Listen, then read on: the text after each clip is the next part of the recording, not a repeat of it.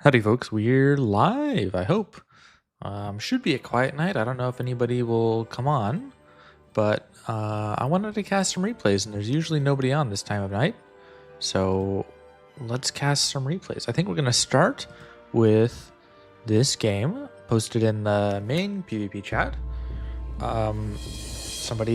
They had some questions, so I figured let's just watch it, get our real-time analysis of what's going on. So we have Night Elf Pasta and Red Here. Night Elf Pasta I have seen in the Discord. I don't think I've seen any of their games before. And then Red Here, I know fairly well. Red Here used to play a lot of Fire Frost, although he might be playing Twilight recently. No idea what Night Elf Pasta is, although it's probably either Stonekin or Pure Frost, because those are the people don't usually like to start Frost. So we see that Red Here has taken a well in the center, and Pasta has Paula, Night Elf. Okay, Elf. I don't know. Night Elf. I don't know what to call you. That's too many syllables. Paula has taken the well in the corner, and Red Here is not pushing in. They're just playing footsies. Let's see if anything develops here. So far, just footsies, both sides is fine. I want to note one thing that is advantageous for Fire in this position, which is why I think it's good that Red Here plays pretty aggressively. Once Red Here gets to 300 power, then he can take tier 2 himself while still having power to double or up to his opponent's tier 2. Of course, if you have Scorched Earth, the break point is much earlier than that. But that's a thing to keep in mind, which is why when we get to around 300 power, Night Elf should probably be trying to kick the Scavenger away. But it's good that Red Here plays here. So far, the only trade is there's a Frostbite played against the Scavenger. Red Here, okay, so yeah, tier 2. But the Red Here took tier 2 a little bit early, and he didn't have power to double or up this tier 2, so they both go up. That's fine. Altogether, this is probably a matchup that's overall good for Frost, although Twilight's had some buffs, so I think my feeling right now is it's fairly even. Red Here has gotten away with killing the Master Archers, and his Scavenger comes away. Plus, Night Elf has spent the extra power on Frostbite. Red Here takes a second well, and then moves his guys to come in to attack. And we see that Night Elf has taken a well in the corner. Okay, so I've got some thoughts about this. I think against Twilight, having the 2 wells spaced out like this makes it a lot easier to attack, rather than just taking 2 wells here. Although having the 2 wells spaced out does make it easier for Night Elf to scale. So it depends if he's trying to survive the earlier 2 or have an easier scaling time. We see a Ice Fang Raptor. That's a pretty unusual card. Don't see that too often, although it is a good counter against Twilight minions. The Stormsinger going for Scavenger.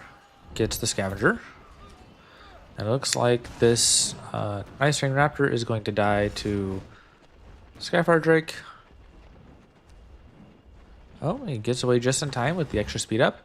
That costs the root. There's a freeze. Good dodge. And the Skyfire can come out for the Stormsinger. Ravage on the Twilight minions. Interesting choice. Usually you'd want to Ravage on the Skyfire Drake, but looks like Night Elf is not attacking it. Going for the Grounded Surge. Although with the damage spread out like this, Red Here can always heal, so that's not the scariest position to be in. There's a Vile Blood. Did kill the Drake, so these guys can just kind of walk away. And Vile Blood has been nerfed, so I don't think he'll get much done. Night Elf has enough power to do a Kobold trick. He's waiting for some reason. There's the Kobold trick. He's waited. He could play a Glacier Shell right now. But it looks like he's just not playing the... Okay, tier 2 goes up, but yeah, this orb is getting low. I think you should definitely play a Glacier Shell. There's the Molt, which is knocking away the Mountain Rowdy. No Kobold Trick. There's a Kobold Trick coming in real last second. We could see a Frostbite or a Home Soil, either way to kill the Vile Blood. But the Vile Blood walked away, so the Kobold Trick should be coming up soon. Could be that Night Elf does not have Glacier Shell, in which case this could go down. There's a good Hurricane. Okay. Ooh, just enough. There's the Kobold Trick. Vile Blood health is real low, but Night Elf has not been quite able to kick it. Glacier Shell would put this worry to bed. And Red Hia has not had enough power to erupt, it looks like. Okay, there we go. We grabbed the Vile Blood. And they're going to fight a little bit away from the well. These guys need to reposition. Very nice. Use the Molt, which is 40 power trading for 75. That's fine. Good glyph. We'd like to see some more damage from Night Elf. Okay, there we go. We got a Mountain Rowdy. And another White Rangers. I feel like that's probably a little bit too much on the White Rangers just because they can all get hurricaned. And Red Hia comes in with some Twilight Archers. Vile Blood is very low. Yeah, there we go. The Hurricane getting both. Although he could reposition this, it's not the end of the world. Frostbite would be real strong on that Vile Blood. He's getting out just in time. Ice Ring Raptor going for these guys. My general preference would be for Frost Mage instead of Ice Ring Raptor, personally. I think a lot of people have that preference too, so I think that's part of why this card's not that common, because Frost Mage is good in Tier 1 and Tier 2, whereas the Raptor is only good in Tier 2.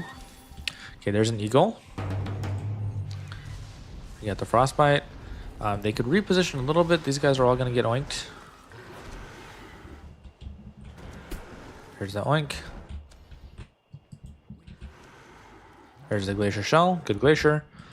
Skyfire Drake is coming in on the side. Yeah, the positioning here is slightly unoptimal. I'd rather have the War Eagle more on this side so that when the Drake comes across, you could play Singers or Storm Singers or Rangers. I can't speak. It's late. But yeah, overall, shield would be good. Night Elf is not using all his power. He could definitely get a shield out. Good heal from Red Hia. That came just in time. These guys are all grouped up to make a real nice oink. Red Hia was saving for the eruption, which just came out. Spreading the damage. Okay, got the Drake down. Is this going to repair? Repair comes just in time.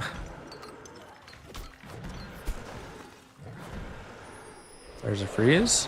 Freeze can be disenchanted because it's just one target, but even trade and it buys him a little bit of power to repair. There we go. There's a repair. There's a disenchant, which was pretty late, so that tells you that Red Hia is low on power. Night Elf plays the Glacier. So now if Red Hia can't burst it out, he's got a chance now. So I'd like to see a Home Soil. Okay, good Light Blade. Ooh, it stops. Let's get the oinks just in time. Yeah, Home Soil or... Okay, this well's going to go down. Home Soil or Frostbite, I think, would have dropped the Vile Blood. Going for the next well. The Light Blade forgot to taunt him. There we go. There's the taunt. There's the Molt. Hitting the Storm Singer, but Storm Singer can back away. And the well has repaired. And overall, this is a good trade for Red Hia. He's gotten the +1 well. Although, I think Night Elf is going to have some units on the counterattack. Lava Field was... yeah, ended up not being worth it. But kicking the well is very worth it. So, slight lead for Red Hia. Red Hia takes a third well. And Night Elf takes it back. So they're both sitting on 3 wells more than they started with. Let's go ahead and speed up. Red Hia going for another well. Okay, so I don't like this for really a couple of reasons, okay? So reason number 1, Red Hia has an advantage of 100 power, right? So 100 power when everybody is gaining, they've got 6 wells. So when everybody's gaining 6 wells per 2 seconds, 100 power is like fine, but percentage of your total power, it's not as much as opposed to like back when everybody was gaining 3 or 4 power every 2 seconds. That, see how that 100 power percentage-wise an advantage? The more that you ramp up that power level, is lessening Redhia's advantage. 1. 2, Redhia is playing a deck that scales pretty poorly. So in general, I'd like to keep the power levels low as Twilight. And then 3, the map-wise location of these 4 wells, I think is pretty dangerous against Frost, because Frost usually wants to build up a big army, and this is just like a perfect angle for 3 eagles, or maybe even more than 3 eagles, to come cliff and focus down on one spot. So I kind of feel like Redhia is setting himself up for disaster. Now, to be fair, he's still got the power advantage, so that disaster will only come if he makes a misplay, but I would say this is lessening his advantage and opening himself up for misplay potential, is how I describe this. Okay, but Redhia is coming in for an attack. Night Elf is playing very defensive still. We got a Drake. We got a Stormsinger coming around. The Roots grabbed this guy. The Stormsinger, we're going to get a couple damage here. Good Frostbite. That's going to kill the Drake. And this guy lives. So overall, very good trade for Night Elf.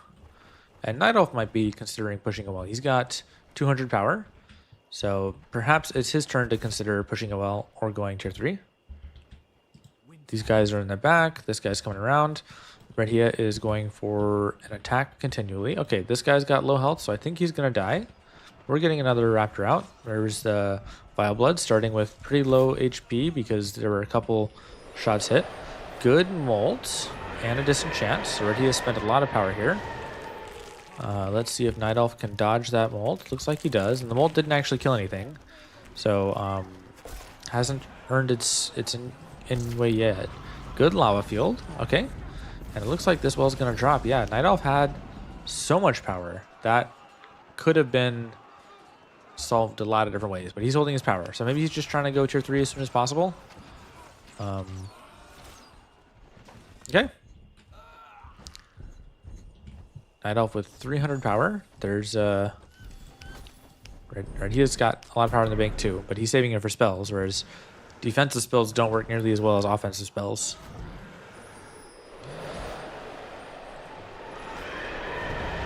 Freeze into Disenchant, and then the Glacier. There's no way that Vile Blood lives. Vile Blood got a Molt off at the end. I'm not sure it'll kill these guys. It might. I don't have a good feel for how Molt. No, it looks like it's not going to kill them. That gives some tempo. Redhia is going to try and make an attack happen again. Although this is getting dangerous as Night Elf now has armies built up. Night Elf retakes his well. We got a Skyfire Drake to contest these guys. That's fair. Nothing here can shoot air. Good positioning from Redhia, I'd say. White Ranger's trying to snipe them out. And getting some picks in. These guys coming in for the defense. This War Eagle could start attacking, actually, even. Lava Field did not do it. Skyfire, I think, is probably going to die. There we go. And now hitting out the Vile Blood. This War Eagle still not doing anything. I think the War Eagle is probably too slow to contribute to the defense, but it could make an offense happen and force some more spawns out from Redhia. So 2 War Eagles are now out. As soon as Night Elf defends this, this feels like a counterattack that'll be really dangerous for Redhia, to be honest, especially because everything's in the center. So Lava Field was fine. Yeah. Light Blade, I'm not sure what it was for. Maybe for the Vile Blade, he thought it would live. I think he'll be able to snatch this Skyfire Drake, although he doesn't have air units. Once again, this War Eagle is not contributing to the fight. There's a certain point where you can just make 3 War Eagles, bunch them together, play Ice Shield, and run over Twilight, because Twilight does not have good DPS if they lose air control.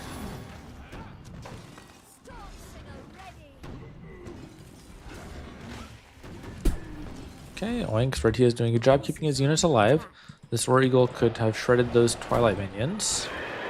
It's a Vile Blood. I think the War Eagle is still going to do a lot against Vile Blood. There's a Disenchant here.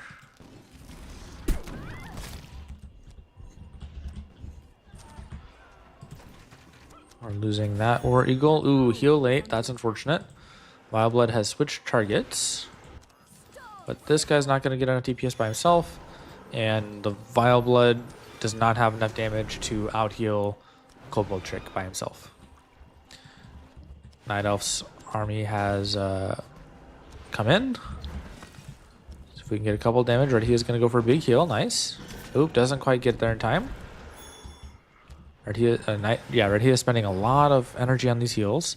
He's really trying to make this push happen. It might happen. But if it happens, the counterattack is going to be brutal. Good oink.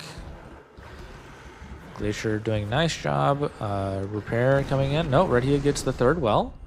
Nice job, Redia. But this counterattack is something that I am quite scared of. A glyph right here would be really nice just to stop the Vile Blood from running away because these guys are regrouping. Looks like Night Elf is maybe trying to go tier 3. Right here doing a very good job keeping the units bunched away. Although Light Blood, great job snatching the Vile Blood and comes out with the Disenchant.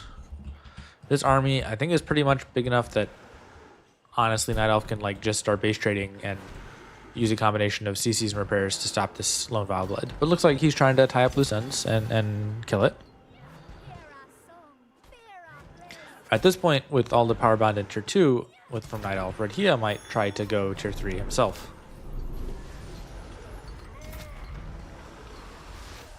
It looks like that might be what's going on. Archer's going on the side. You see a Disenchant on the Vile Blood. That feels like a little unnecessary to me. Okay, we got a heal, but he's still disenchanted, so the heal's not going to do anything. There's so much power bound in this fight, and these guys could come and get on the attack too. Redhia is trying to get that tier 3 up.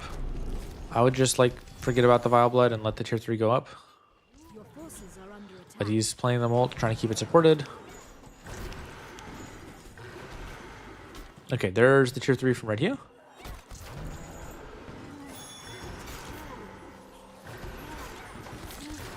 And is he going to get this well? He does get that well. Very nice job from Redhia.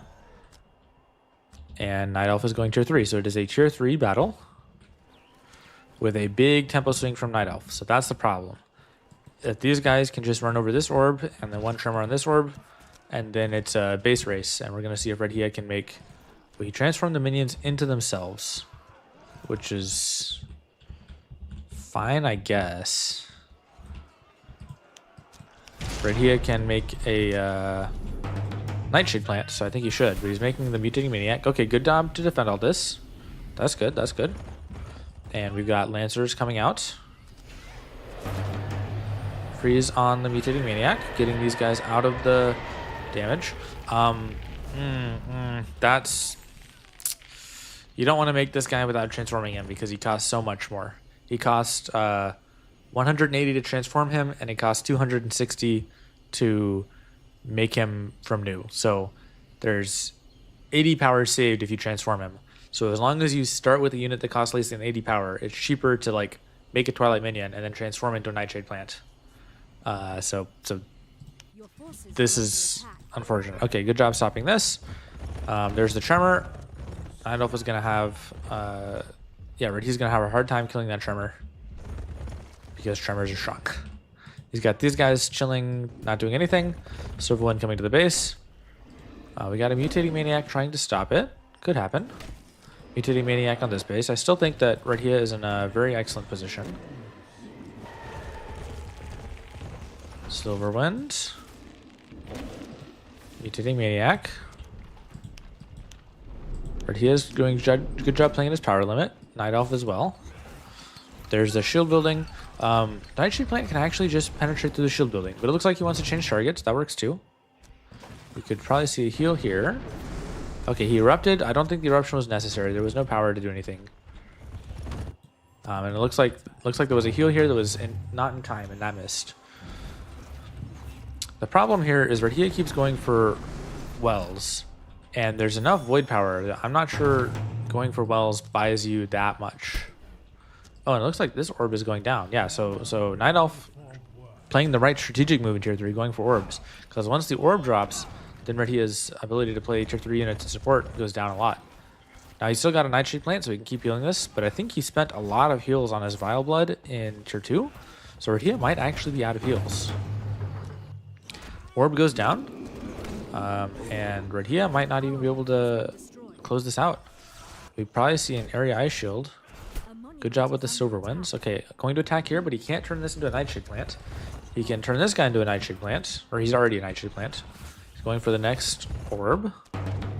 I'm not sure this makes sense to switch orbs when he could have just targeted this one. Okay, Red here is keeping the pressure, not keeping the pressure, he's keeping his tier 3 units alive to defend. Meanwhile, Night Elf is doing a good job pressuring this monument. There's a silver wind there, right here running away. And overall, Night Elf has kept one well alive, but you can see he's got 700 void power and a lot of units on the field. So he might have enough power. Right here, retaking his tier 3. That's important. He's got a lot of power, but not a good place to use it. This guy is getting pretty low. This orb looks like it's not repairing. So that's probably a misstep. Your forces are under attack. And this orb might go down. Silver Wind at this orb, and Tremor at this orb. And now we're saying Red he is the one who's not playing all of his units. Night Elf still got some units here. He should get in the field. Lots of mutating maniacs. Unfortunately, none of the mutating maniacs are able to transform into a nightshade plant.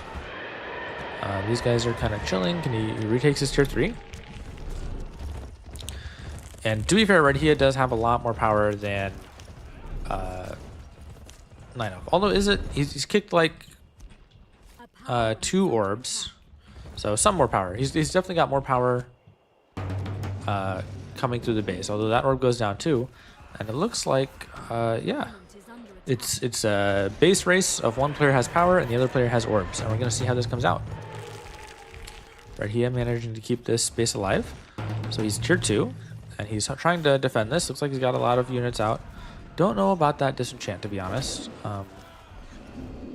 He could also run through here to knock them off, bringing all his units to the center. Good job with the silver one splitting around. I definitely want to see a route, probably right here. Okay, nope. Silver one's going to the next base. Good job playing this kind of like a burrower spam. Both silver ones. But that's the right approach. Tremor at this base, very nicely done. And yeah, this feels to me like the tables have turned. But okay, Red Hia might try to make something happen here. A monument is under attack. Without tier 3 though, it's going to be tough. Night Elf has, yeah, he's got the shield building. That's, you can't really penetrate the shield building without tier 3. Silver ones are doing good. This well has gone, this orb has gone down. And now Red Hia is down to tier 1. Red Hia now has got a lot of units bound in tier 2. Your forces are under attack. Trying to restabilize. Night Elf kicked that orb. This one is close, and he's actually at 0. So yeah, I feel like this game is now Night Elf's. Night Elf is hurting on power for sure. For sure hurting on power. So maybe we could see a swing back. But yeah, he's going for the wells, and he's kicked a lot of these wells in the center. No, I think this game is still Night Elf's. There's a lot left though, so we'll see. There's the Tremor. A monument is under attack. Killed that mutating maniac, and that was Red Hia's last tier 3 unit. That's his last tier 3 unit. So as long as well, okay, he's rebuilding tier 2 there. These guys are out. These guys are out. Yeah, these guys we've forgotten about. That's okay. There's a lot going on. But Red Hia is just tier 1. So as long as he keeps the pressure up, Night Elf should have a good job targeting a slaver so he can't take tier 3. And attacking this base as well. Good job not focusing on this well, because this well is about to die in like 10 seconds just from losing power. Red Hia is spawning a lot of tier 1 units, which is managing to defend, but it's power he's spending in tier 1 instead of going tier 2.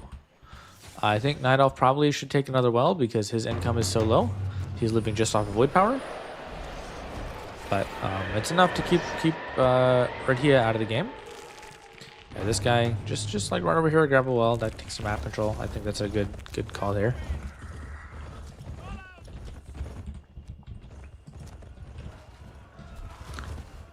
This well has got 3 more power, and then we're going to see that Night Elf has lost out on everything. Redia's power is quite low, though, because he's actually got no wells as well, and he's had to rebuild his orb a bunch of times. He's had wells up longer overall, but I mean, we can check the power. It's not so easy. Redia actually has less void power than Night Elf, but Redia has a lot more units on the field than Night Elf. So power-wise, Redia might still be at an advantage if he's ever allowed to stabilize, but Night Elf has so much tempo that it should never be possible for Redia to stabilize. There's a freeze. I'm not sure what the freeze buys because the units aren't doing anything. There's an eruption, very desperate eruption, but it worked. This Stormsinger needs to get in the game. Dazed silver ones like this, I mean, it's fine, I guess. I think that the power levels are so low that it's worth for Night Elf to grab that well, just so he's got like some non-zero income coming in. Attacking into this cluster when Redia already has so much units is tough, but also to the point I made in the Discord, like this guy, he's making a dazed tremor. He gets out of dazed with like 250 power of defensive units, and 1 dazed tremor just gets out of dazed and kills the orb. So this is part of why Twilight has such a hard time defending tier 2 versus tier 3. Just it relies a lot on control and neutralizing threats before they get to you. But with something like a tremor, which just has so much health, you can just make it dazed, and it's really hard to neutralize it before it gets to you. Right here, retaking that orb. Night Elf keeping a good job not letting Redia into the map. This orb is close to going down, but it lives. Redia going to stabilize at tier 2 again. But Night Elf coming in to attack. Stormsinger's on 2 fronts. There's another Silverwind.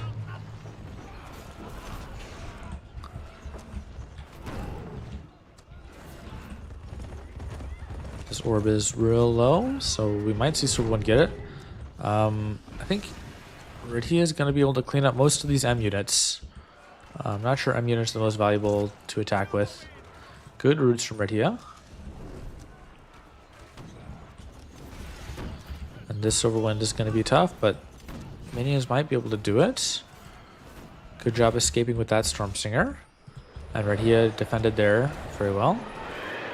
Freeze. And this is still going down, but I think Redia's got... So, yeah, that attack from Night Elf was not super effective, and now Redia's built up a big army that he can use momentum. The army's all tier 2, though, and Night Elf has tier 3. So I'm not sure how effective it will be. Oh, Night Elf did take that well, so good on him. This makes him have 1 well versus Redia's no wells. I see a War Eagle. Does that mean that Night Elf ran out of charges? No, he's still got timeless ones. Good shield. Redia coming to attack this spot. And with the way that the unit trading pattern has gone, that a bunch of wells died, this might be a situation... No, we're almost at the end of the game. I was going to say it might be a situation to attack orbs, to attack wells instead of orbs, but the game is almost over. We can see that Redia has a much higher score, so Redia will win this if it times out. So all Redia has to do is live for 5 more minutes. That will be easier said than done, though, as tier 2 against tier 3 with 0 wells. He's trying. He's got a good attack, though. But yeah, Redia should be focused 100% on keeping himself alive, and sometimes a good defense is a good offense. Or a good offense is a good defense. Sometimes the best defense is offense, right? Because if Redia is attacking here, as long as he can attack in a way that does not allow Night Elf to build up a big army, then Night Elf can't counterattack. Okay, but the Tremor is coming here. Defended on the Tremor. Okay, it is... The orb is repairing a little bit. Redia's got a good attack going on here. Silverwind are coming in. Will he be able to get him? There's a freeze. Good freeze. There's a Oink online. Redia is low on power too. Oink does not come online. And Night Elf manages to kick this orb. So Redia probably should be running around the map, trying to keep himself alive for 3 more minutes. Red here retakes his tier 2. Heading off for the Silver Winds. This is actually a pretty interesting game. Thanks for sharing, by the way. Skyfire coming to attack the Lancers.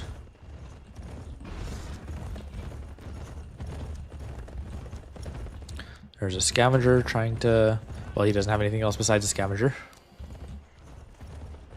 But it looks like that'll be enough. Night Elf has 100, so that'll be enough for another Tremor. Bringing his units back. Good freeze from the Timeless one. These guys could get in the fight. He's focusing the orb. Good, good freeze there too. Lava Field did not do a whole lot.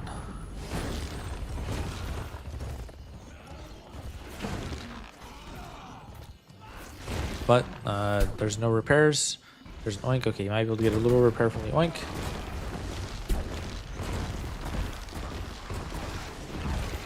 So this orb might still be going down.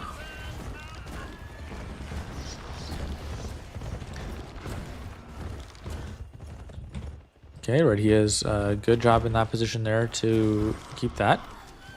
We don't see a rebuild of the orb, although we could rebuild the orb. Good, not good eruption. It's fine. Okay, he erupted again. That's fine.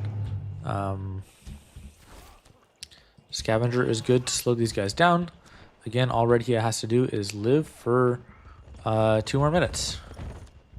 Here comes the Tremor. It looks like he's not rebuilding the orb because he's just trying to live. I think it might make sense to rebuild the orb. Maybe play a Scavenger or something to stay in the corner and keep it alive. Good glyph. Good dodge. We got a freeze. Firesworn coming after the Tremor. Silver Wind coming after the Firesworn. Using the ability. I feel like, yeah, the Scavenger, just get out, stay alive. That's all you need to do. You don't need to have a big fight here. Just get out and stay alive. Because, oh, never mind. I was not paying attention. Night Elf has, no, we switched. That's why. Night Elf is, oh, right here. You're having the fight. You're losing all your guys. Oh, this is so close. So for those who aren't aware of how a timeout works, timeout's at 30 minutes. So if Redia had lived for 50 more seconds, the game would have timed out. The way timeout works is the player who spent the most power wins. And you can see power by the score. So whoever has the highest score wins. In this case, it was Redia because Redia was, let's say, winning for the majority of the match. He was able to spend more power overall during the match. So Redia would have won this game if he had been able to keep his units alive. Hey, weaklings. Welcome to the chat. I don't know if anyone else has arrived, but here, yeah. I've been, I decided to stream because that's like less pressure than having to make a recording and make a thumbnail and everything. So we're just going to do a bunch of replays in this stream. And maybe we can do a challenge, depending how late it is by the time I get through these replays. So there we go. Thanks for watching, Night Elf. I hope this was helpful. Oh, you asked some questions. Let me read your questions and answer them. Okay, so the question, Night Elf was saying, I'm curious how I should have defended tier 2 because he wasn't very successful. I think I called out most of those points. I think in most of those points, it was just like positioning to avoid getting oinked and playing like a Frostbite or Home Soil at the correct time. And then also in a lot of those cases, we found that Night Elf had been holding a lot of power in reserve and not spending it. Whereas, you know, playing a Glyph of Frost a little bit earlier, playing a Kobold Trick a little bit earlier, I think would have been able to defend. Or just playing an extra unit, playing a War Eagle or something just to add extra DPS in the beginning. I think any of those would have been more effective. And then Night Elf also asks, don't understand how he won tier 3 despite losing two power wells during tier 2. I think he lost like 3 or 4 power wells during tier 2. But as I mentioned, losing 2 power wells is not as significant when you have like 8 power wells total as it is when you have 3 power wells total, let's say. So the fact that in the middle of the game when Redhia took like those 4 wells in the cluster, I think that was one of the things that allowed Night Elf to come back in the game because power levels were higher for both sides, which allowed Night Elf to get to tier 3, right? Whereas if both players had 4 wells less the whole game, or let's say 3 wells less the whole game, Night Elf would have never gotten to a power level where he could play tier 3. So those are the two things. And then just this matchup, we saw how hard it is for Twilight to counter tier 3 units. Twilight pretty bad at defending this kind of thing. And then I think another big misplay, there were a couple big misplays from Red Hia about targeting and where to put his units. Like Nightshade Plant, for example, can beat shield building. But there was a time when Night Elf had played shield building, Red Hia like halfway beat through shield building and then decided to switch targets.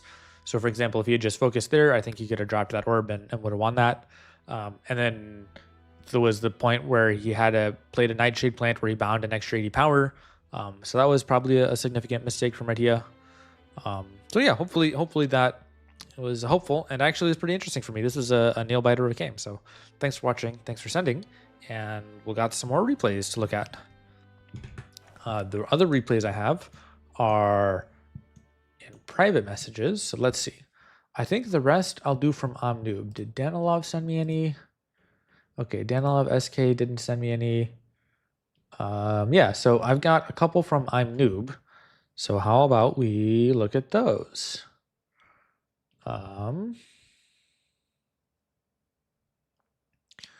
Okay, let's see. I'll go in chronological order of the games that he sent me. How about that?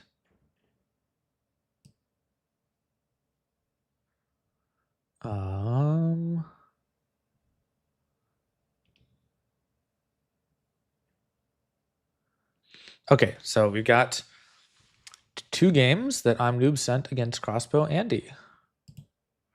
So let's watch these guys.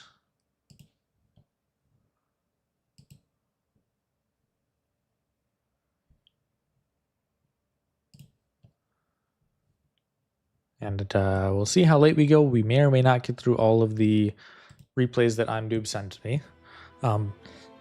But this is a good time to go through them.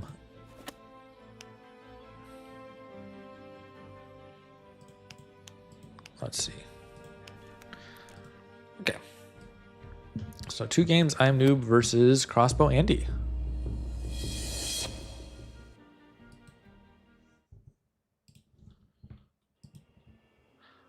I'm Noob versus Crossbow Andy. Andy with Frost, Noob with Fire.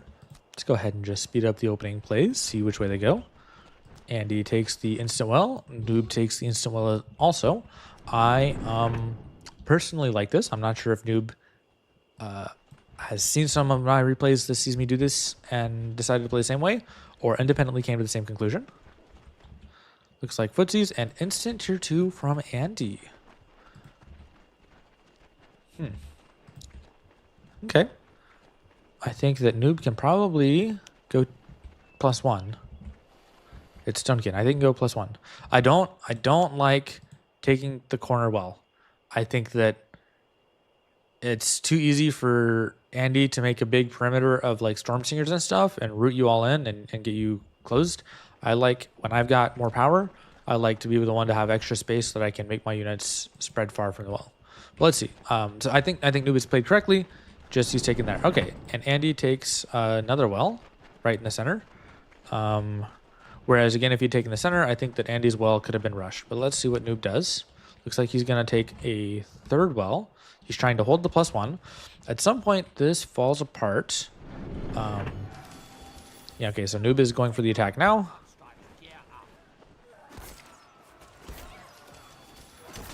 Going for the Storm Singer, I see.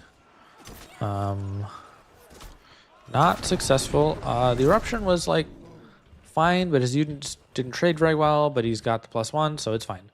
Andy takes +1, and Noob also takes +1. At this point, the power levels are so high, if Andy can stop tier 2 from happening, Andy wins pretty handily. But let's see, Stonekin is like not the greatest at early aggression. It's fine, especially gets growers out, and Andy pushing power levels up high again. Also depends what deck Noob is playing. Noob is playing Pure Fire. Okay, that's good. So end of the day, I would say that Noob got quite an advantage because he's going to go to he's going to play Pure Fire against Stonekin with a nice Oh, Andy, very good pulling out at 12. Okay, there's a rallying banner. Let's go ahead and back to 1 speed and let's count the wells. So we got 1, 2, 3, 4, 5 wells more than we started with from Andy. We've got 1, 2, 3, 4 wells. Actually, we started from Noob. So this should be a pretty clear-cut case of Noob being able to rush. Although Andy has quite a bit of tempo from some better trades. So let's see if Noob correctly realizes that Andy has tempo, or if he trying to like goes all in and dies against lack of tempo. We'll see. Running the Drake here, it's fine. Yeah, it's fine. I would rather have the Drake kind of like here to cliff, but he can cliff here, so that's good. These are the blue scythe fiends, so actually, not the blue scythe fiends. These are blue stone shards, so actually, yeah, these guys are clustered for oinks. I don't love it. The blue stone shard scythe fiends actually do very well against. There's a freeze that's going to get a lot of value, but they die. Probably would see an enforcer coming out. Very nice. Killing the stone shards. Focusing out the spirit hunters. Ooh, the spirit hunters are purple. That means they're going to do full damage against the freeze. Wildfire here would probably be a pretty solid move. There we go. Is a little bit late, and the wildfire is moving kind of slowly. I'm not an expert at purifier, so it's hard for me to like identify exactly what's the best move here. Oh, he let his Drake die. Okay, so that letting his Drake die was not the best move, that's for sure. Okay, Fire Dancer, but I don't think he has enough tempo to continue the attack, so I'm not sure if that works. And I think that Andy has gotten away holding the +1. Now, Noob has held +1 for quite a bit so far, and power levels are high, so I certainly wouldn't say that Noob is losing, but perhaps he's not in as great of a spot as we thought it would be based on the first 3 minutes of the game. Okay, so Andy is playing a very particular deck with Lyrish Knight. He's playing a very freeze-heavy deck. Okay, looks like the Wildfire was running the wrong way. Yeah, this is a very, very unusual deck, very freeze-heavy, but we see there's a lot of Tier 2 units being played with the Lyrish Knight. So probably that means that Andy has no Tier 3. I'm not sure focusing the Ice Barrier is that valuable. I think you want to target these Spirit Hunters before they get so much value in the attack there. The Wildfire was definitely missed a little bit. And I think that Andy, as this goes on, is able to hold the +1. But given that it's like 1, 2, 3, 4, +4 versus +5, the +1 is like not that significant as the fact that Noob can go Tier 3 and Andy can't. Or maybe Andy's playing something weird and he's missing some critical, like maybe he doesn't have Oink or something. Well, he probably doesn't have Oink. So maybe Andy has a Tier 3. But at this point, I would say that certainly this game is going to Tier 3, and probably Noob has an advantage on Tier 3, regardless of playing 5 wells versus 6 wells. That's my feeling, at least. We'll see. There's an aggressor. Good against Skyfire Drake, not good against Burning Spears. Personally don't love to play aggressors in this matchup. Doesn't knock back, yeah, doesn't knock back the Burning Spears at all. And looks like Noob is going for an attack. Andy's remembered this guy. He's coming out. Lots of units coming out, and this attack might be successful, actually. Good Wildfire. These guys could run through and make the Spears die in the Wildfire. That's working. Maybe another Wildfire coming out would be good.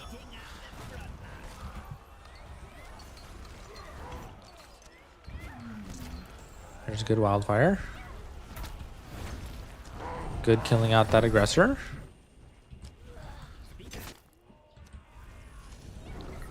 I'm not sure why the game is going to end so soon.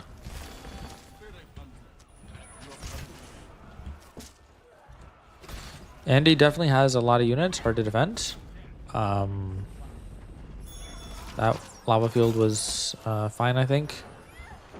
Pulling back. I think they're still going to die to the Spirit Hunter poison, so I'm not sure if pulling back was worth it. With the Ravage. Okay.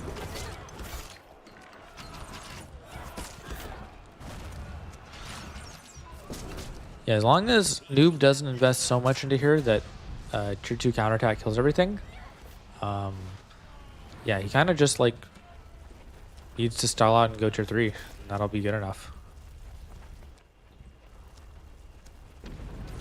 Good lava field. These guys are at the well now. One squad of Spirit Hunters. That's annoying. The well doesn't drop. Dancer's going. Noob doesn't have power for a Ravage. There we go. There's the Ravage. And is this well not going to drop still? Got the Glacier Shell. It's worth it to switch targets at this point. Okay, Noob going for units instead of well. That's probably the principled correct move. Defended.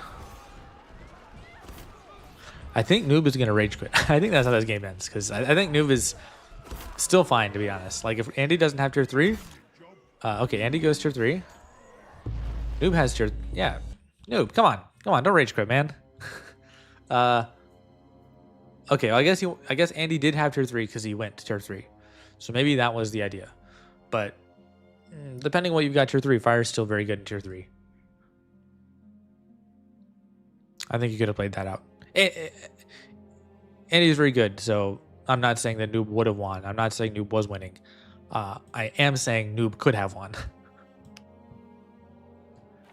I think if Radical X took over the game from Noob at the point that he quit, I think Radical X would have won. So I don't think it was so bad that it was impossible for Radical to win, which is generally my metric for quitting.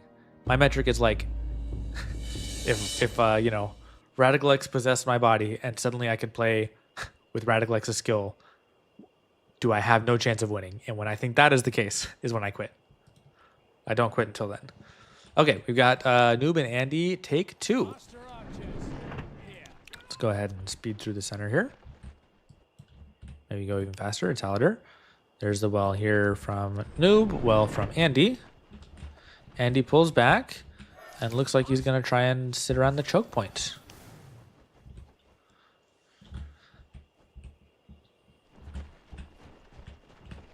Andy not being very aggressive.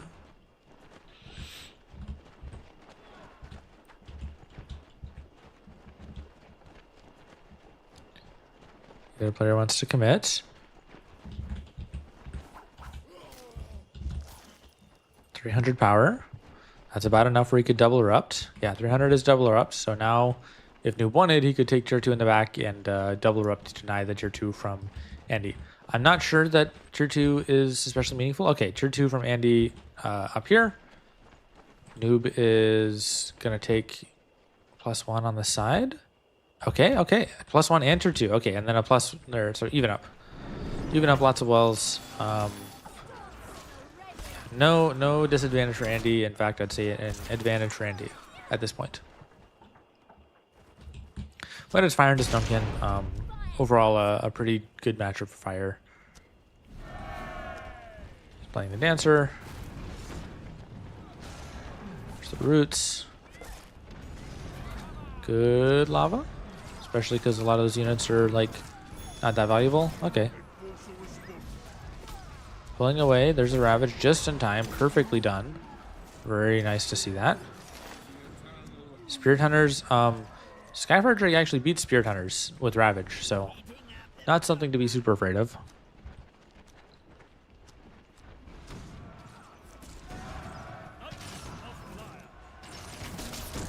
There's the Ravage. Trying to get his Spirit Hunters out before they die to the poison, and he does get them out. Very nicely done. These Spirit Hunters are going to take out those guys. Those Spirit Hunters are going to die, and that's probably just a misclick, I guess.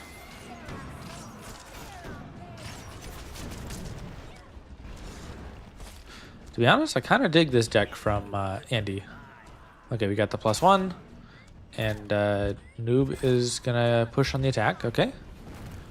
I'm not sure that he has enough tempo to make that happen, but let's see it.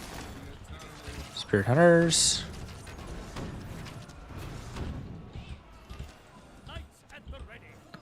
Okay, he might. maybe Andy doesn't have enough power? We'll see. Ooh, Ravage. That was a unfortunate Ravage, especially because it wasn't on the Drake. That means the Drake's gonna die. Or is the Drake gonna die? Yeah, the Drake actually lives. The Ravage comes out. Okay, okay, okay. I think Noob is gonna get the, well, okay, very nice. I think because Andy's missing Burrowers is why he's not able to make anything happen. Although, against Fire, our Burrower's worth anything. Mountaineer would be worth something, but he might be missing Mountaineer to play things like Aggressor.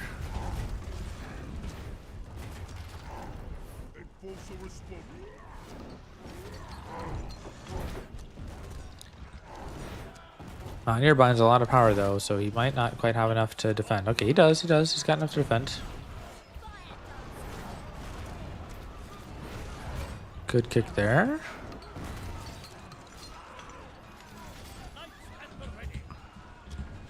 And yeah, I think an important thing Noob is doing is he's keeping a unit advantage and focusing on the wells when he's got that. Okay, so very nice, very nice.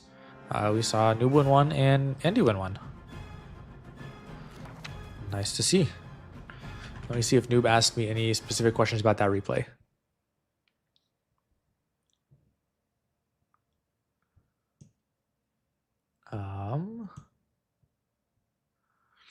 Okay, Noob asks, what are the differences? Because he felt like they were kind of the same. Let me think. I feel like they were kind of the same too, to be honest. I feel like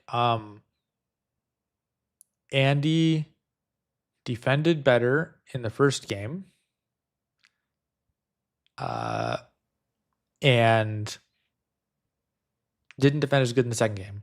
And I feel that we're gonna go into Noob psychology here in public, I guess. It's okay, nobody's watching. Noob, my advice for you is that I think I can tell which situations are gonna get you tilted. And you get tilted when you think you've got like a small advantage, but your actual advantage is still good, but not as much as you think. So it's like, I don't know, you think you have a 50 power advantage and you actually have a 20 power advantage. And then you press like you got a 50 power advantage, and then you lose your advantage, and then that is what makes you tilted. That's a pattern I see over and over again. That like when I see that you start to play like easy mistakes, which like Noob, you play so clean when you're focused and you're not tilted. And then I see like something happen, I'm like, oh, I know Noob is gonna start like playing wildfires into nothing. So I think that's what happened. In that first game, you felt like you had a +1 for long enough that it should have been an easy win. And then you like started playing lazy wildfires and stuff, and then it didn't happen. Whereas in that second game, I feel like you were like, crap, I didn't get anything out of tier 1, so you played as hard as you could. And in fact, Andy is the one who didn't play as precisely as he could have, and you were able to get a kick out of there. So that's my diagnosis. Take it for what you will. I think the psychology is the thing that went differently in that game. We got a couple other games from Noob, and then maybe we'll do some PvE. We'll see.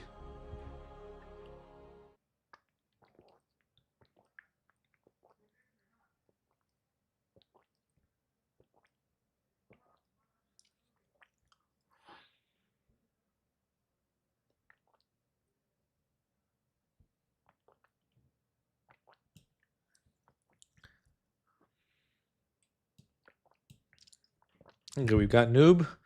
Noob said this was an interesting one against Armatores. Armatores, as we know, is a very strong player who is also recently new. He's been playing for about a year. Try hard. Noob is playing a lot less than a year, by the way. I think this might be the first time that most of you have seen Noob on the channel. But Noob has been very good. Let me see what his first message to me was.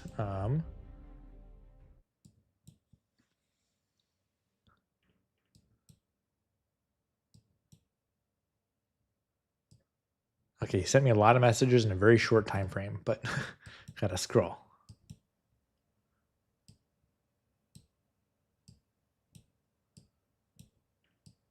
Still scrolling.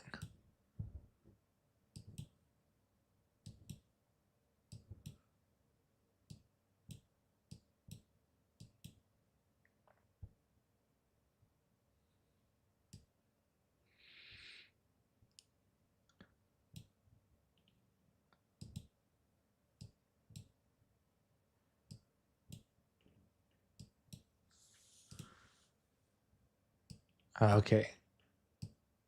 Here we got to the okay. First message he gave me was in January. So Noob has been playing seriously enough to ask me for advice starting 2 months ago. And we can see he's doing very good for that amount of time. Someone.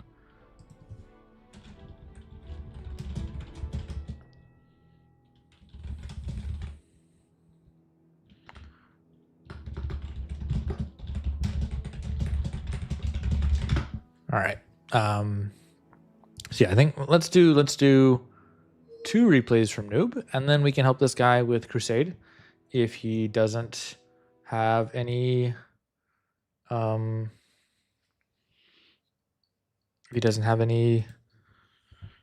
partner by then. So yeah, so I know Noob fairly well because he spent me a lot of replays. I'm happy. A lot of them I said would end up in stream, and then they just didn't because I watched and didn't feel like streaming and just typed the messages out. But these are good. It's also nice to play on stream and just where's the one he just sent me?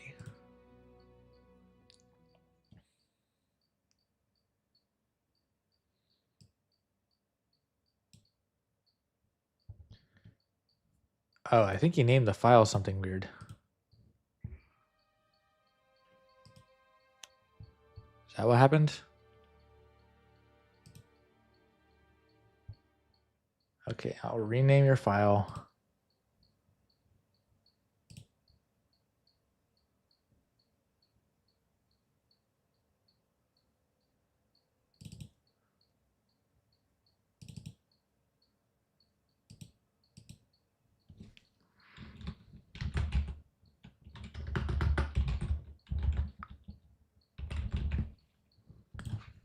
Okay. There we go. Let's take a look at this one.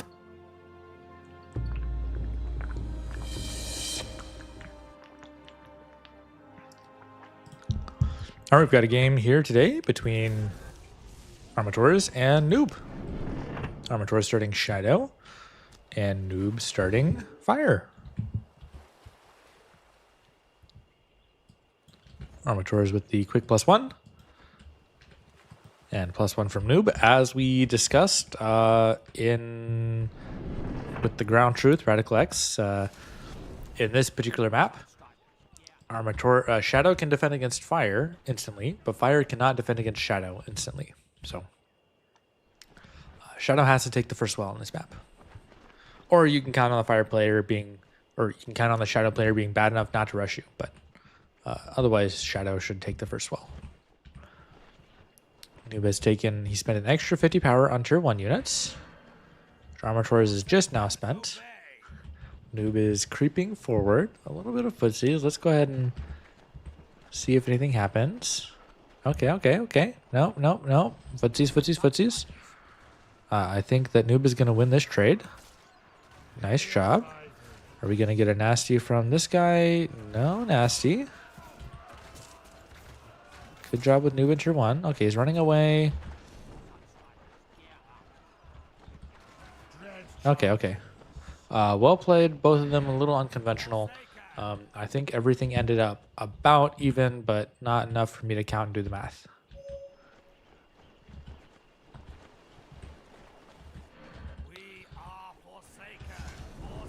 All right, lots of build up here. I'll go back to normal speed once they engage. Oh, there we go. There's an engagement. Noob doing a nice job attacking with all of his forces. Armator is trying to get a nasty, perhaps. There's enough damage. It doesn't kill everybody. And Noob's going to have a big advantage if he can pull back and heal up. Although there is a motivate. Interesting. Firesworn to reduce the DPS. I like it. I think that Noob is going to defend this. Will Armators get a couple picks on these Sunstriders? Looks like he's going to get one Sunstrider. We're okay with that. Is he going to be able to... Okay, there's an Eruption. Didn't work because the Sunstriders had such low health that the Nasty still killed them. So, in fact, that Eruption... Without that Eruption, Noob would have been way ahead. That was effectively an Eruption into nothing. Noob is still ahead here, I think. Armator is probably wanting to go tier 2 to escape the tier 1 misstep. Noob, meanwhile, has enough power to make a double Sunderer, which is what I think he should do. Ooh, Arma with a +1. I don't like that. Let's see. Noob just takes a +1 himself.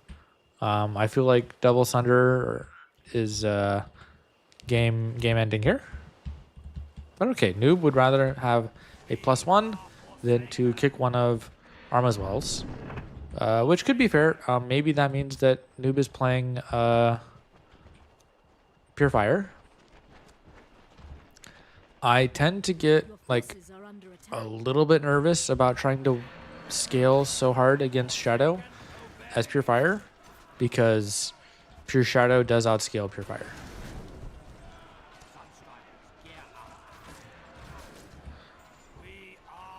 Okay, Arma with a lot of units coming in. Arma's the one trying to push and make this happen. All of his units are coming to the choke point though, so I don't think he'll actually succeed. A little bit of miss micro on the Fire Sworn. It's coming out and dying. Arma is asking for an eruption. Noob decides to play Fire Sworn instead of the eruption. I think Arma might get the well. The Nasty was a little early. These guys are spread out to avoid it. The well does go down. And Armator is now with the tempo lead. There's the Sunder. So a quick switchback attack. This well here is just ripe for...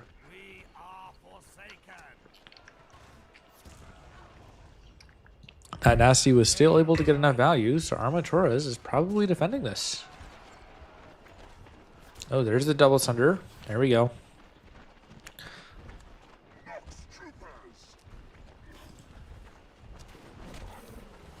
So that's gonna be a kick. The Nasty was no good. That hit his own units. And Noob ends this with the +1.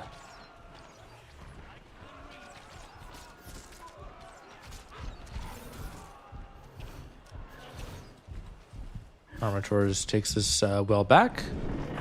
Noob with a +1 himself. Which again, I told you philosophically why I disagree with this. I think Noob is winning. I think he can close it in tier 1 with maybe another double Sunder on this side of the base. He's trying to get a Sunder out alive, and he's trying to push up the power. That was an eruption. Got enough shots off. I think the Scavenger's dying. Yeah. So Armator's in a good spot. And especially with Noob taking his extra well here, maybe there's an opportunity for Armator's to attack. Nope, he goes tier 2. I think Armator's probably is running out of Forsaken, which limits his ability to attack. And Noob is not going tier 2. He is holding tier 1. It's against Souls. So actually against Souls, the decision to stay to push the power was a good one. So maybe Armator had been playing Souls. Excuse me, maybe he'd been playing Souls for a couple fights and wanted to keep it.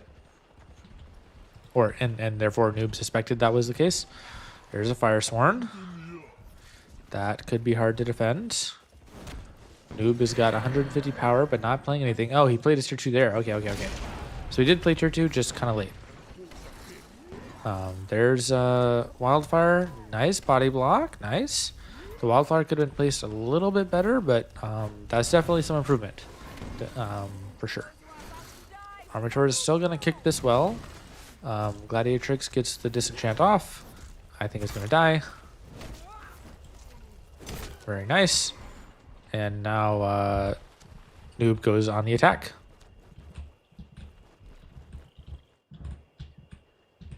He's got the Sunder. Sunder's very strong. Armatorus has a unit. He could make a sneaky Mountaineer, and then who knows what could go. There's a Rallying Banner. Are we going to see Noob go straight for the orb? He might. Gladiatrix is a human, so Lost Answer just shreds. Okay, not going for the orb. She's going good, nasty.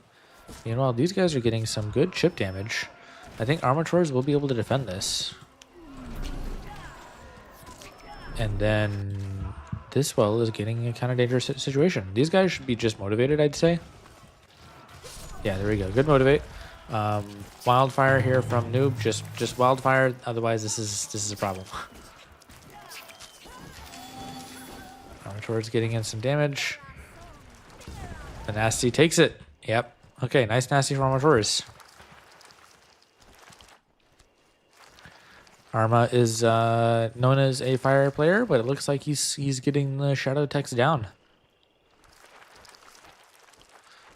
End of the day. Okay, that nasty was not worth it. Yeah, not worth it. Well, maybe it was worth it because he played the Ravage, so. Dazed Enforcer is gonna die. Yeah, but Scythe Fiends are gonna kill these guys. So altogether it's fine. And we're getting to higher power levels. So to some extent it doesn't really matter what went on earlier. Although higher power levels are gonna be good for fire, because fire dancers are hard to counter as you have power to make more and more. Okay. The Drake is struggling a little bit. The fact that Noob has to attack the back walls instead of the orb is giving Armatoras a lot of defensive resources.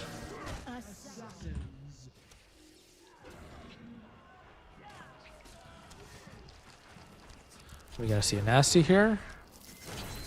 There's a nasty, good nasty. Scythians are still alive. Noob making a good multi-pronged attack. Ravage. These guys are humans too, right? Yeah, they're humans. Dancer's just so good. So many humans in this game.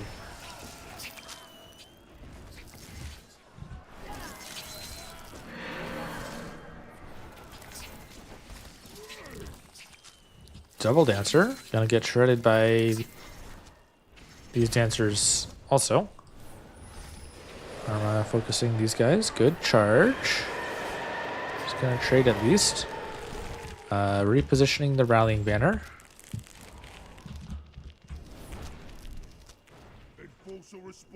This looks like a tough nut to crack. I think Noob is gonna surrender again just because his attack doesn't succeed. Or maybe his attack does succeed. Maybe is that what's going on? But I feel like Noob is certainly not in a bad spot. He's just not in a dominant spot.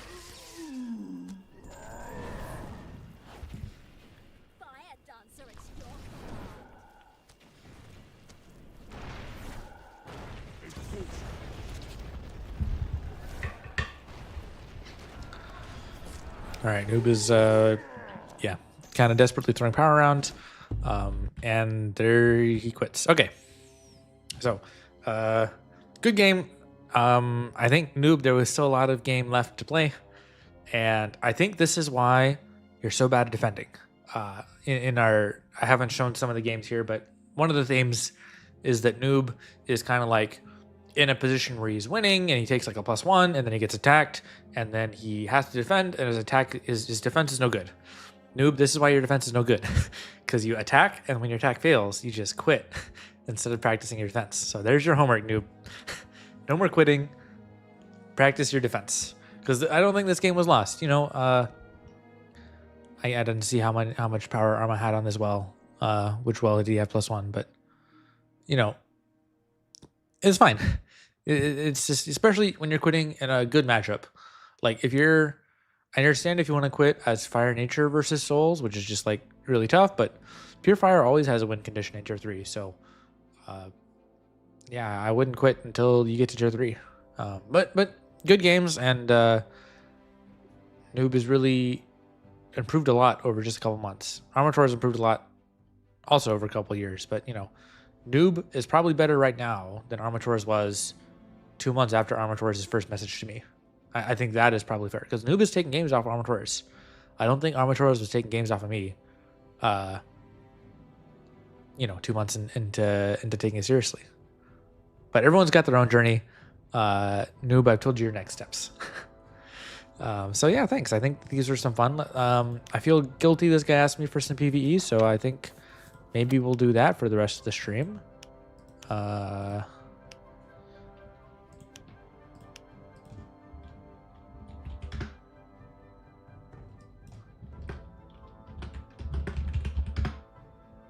Okay, no, he got someone to play. Okay, nice. I will play map of the day then. All right, it's position 4. Let's do a random deck.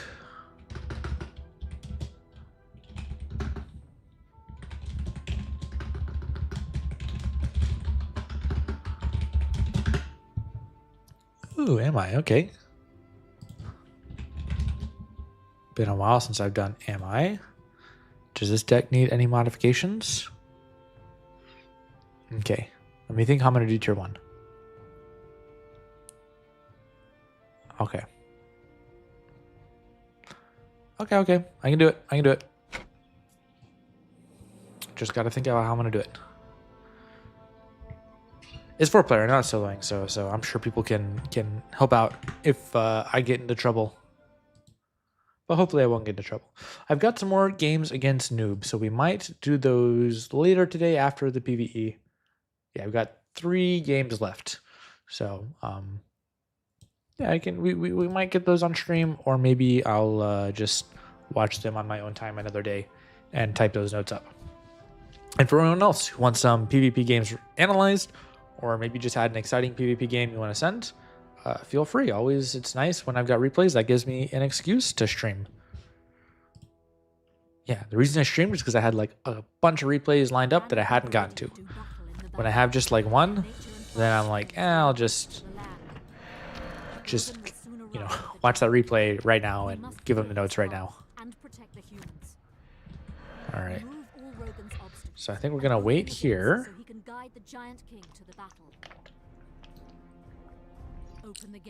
for these guys to attack me. And after they attack, we move forward. There's some spearmen gonna come attack me. There we go. These guys. No, these guys. I might as well build more Forsaken.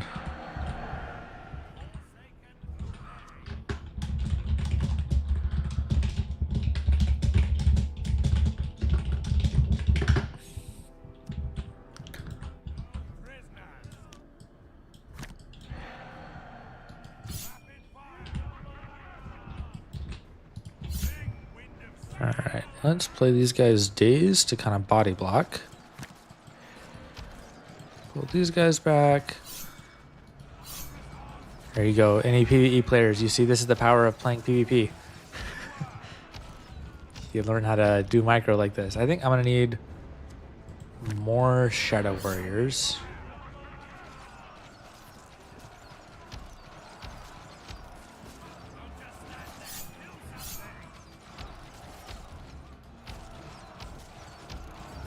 Okay.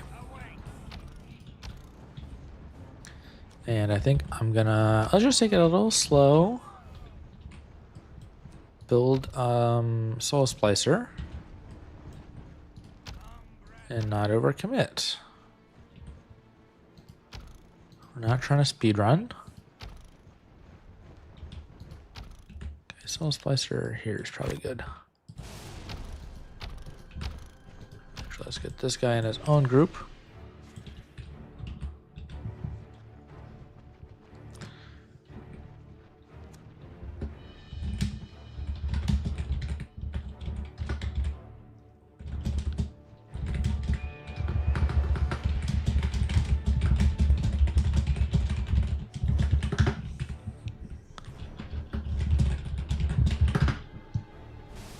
Alright, let's make this guy use his armor. We're gonna need more skeleton warriors. Let's bait out the deep one.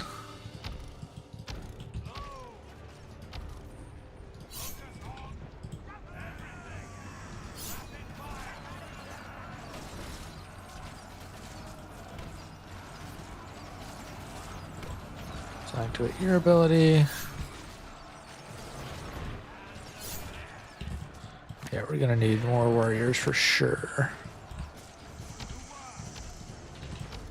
I can't click. Oh, I forgot about that. Yeah, I did forget about that. Okay.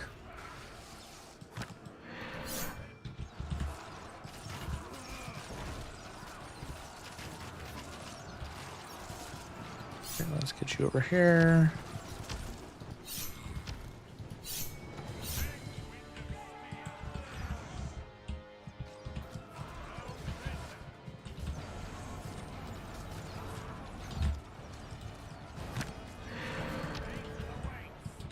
Okay. Let's get healed up.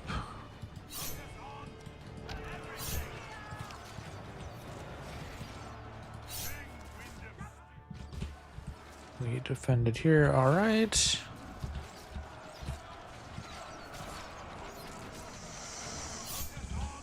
Let's throw another skeleton warriors at it. Okay, we're good here. I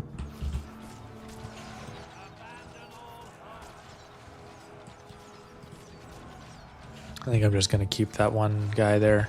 I was thinking about building Furnace of Fleshes, but I think I want my tier 2 just to come up as soon as possible. Or not my tier 2, my wells.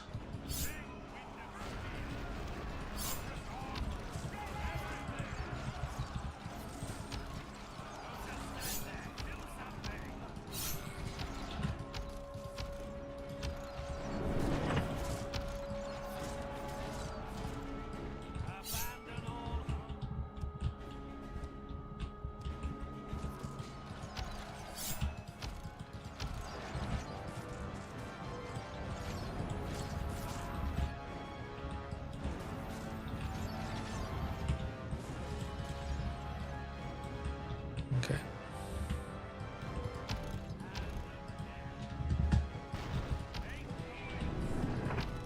Okay, let's yeah, let's just start pushing. Okay.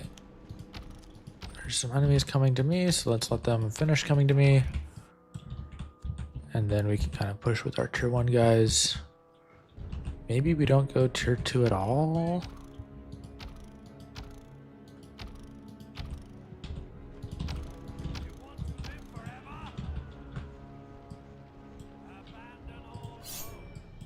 Oh, we got a nice...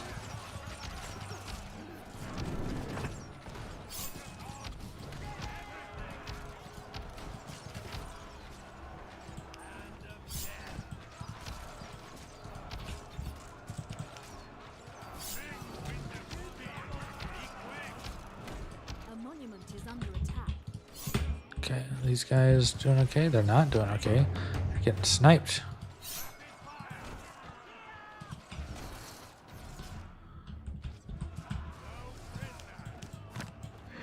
Alright. Okay, not ideal. Is under attack. We got all our wells up. Okay. Is it worth building phoenixes? Yeah, let's just build some phoenixes. I think phoenix is a very straightforward way to play this map.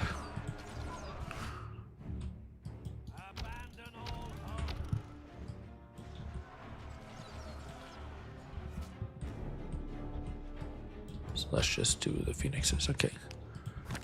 Gonna make some. Let's pull this guy out.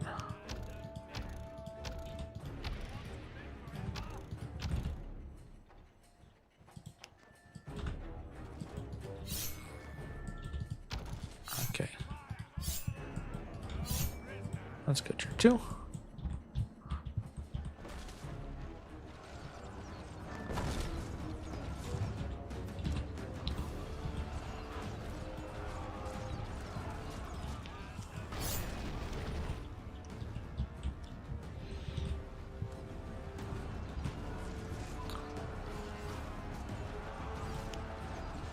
Splicer's not up yet.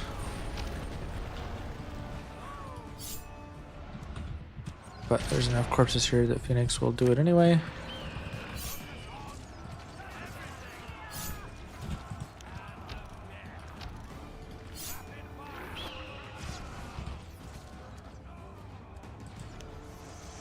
What?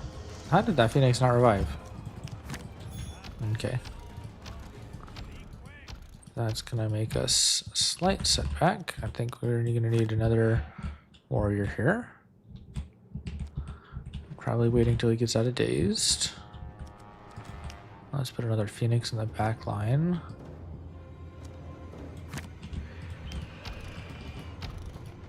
Okay, these guys are gonna come attack me soon.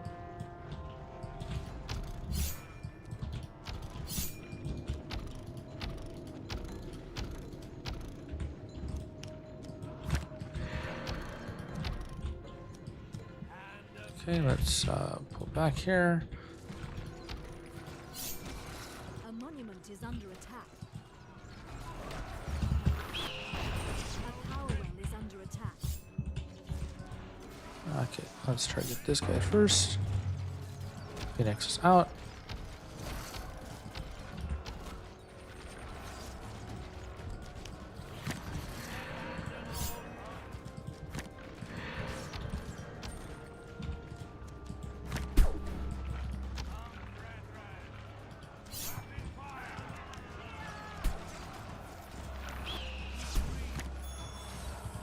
Rogan will soon arrive. Okay.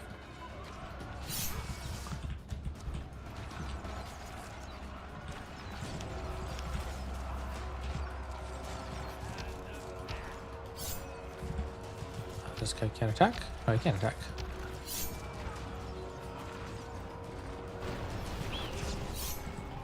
Okay.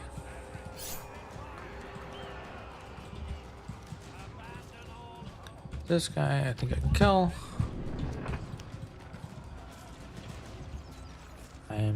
Yeah, I can be greedy. I don't need these wells, but I want them. You know me.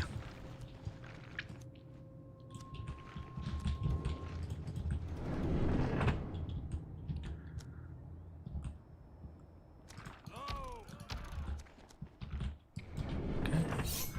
Let's keep the Phoenix here in the back. And yeah, I'm thinking maybe I skip tier 3 and just make a bunch of Phoenixes. Might as well flank these guys.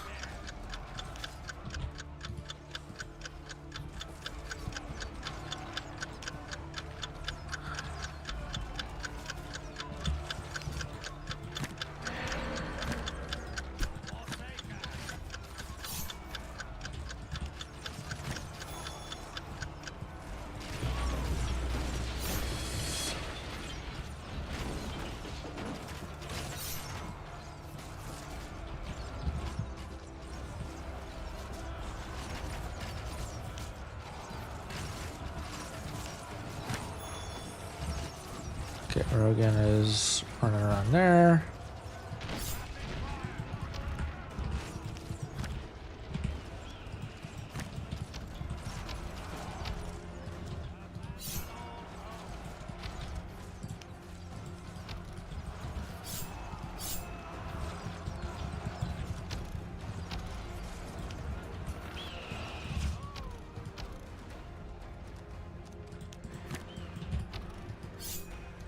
So let's do it this way.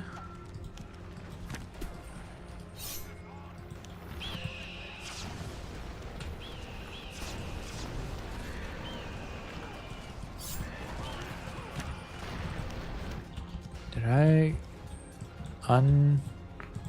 Okay, there we go.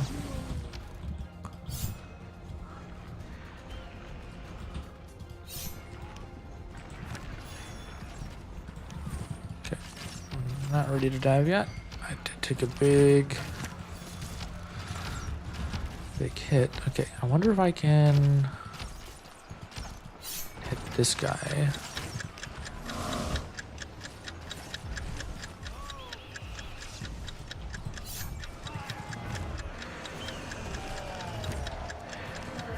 Okay, that really messed up my position, to be honest.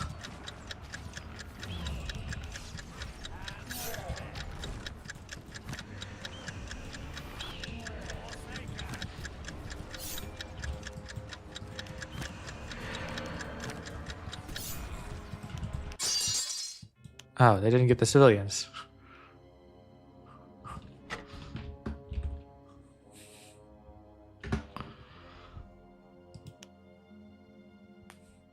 I wasn't even looking at that.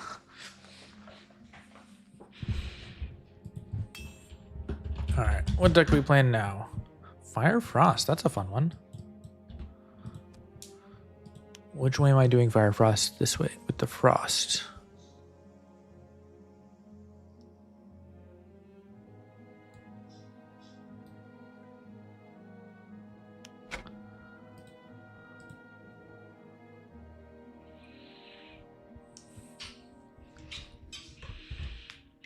Got Mountaineers. Let me think how I want to do it. So I think I want to do it with the Blaster Cannon. Nomads. Do I go tier 3? I think I go straight to tier 3 and skip tier 2. Because tier 2 on this deck sucks.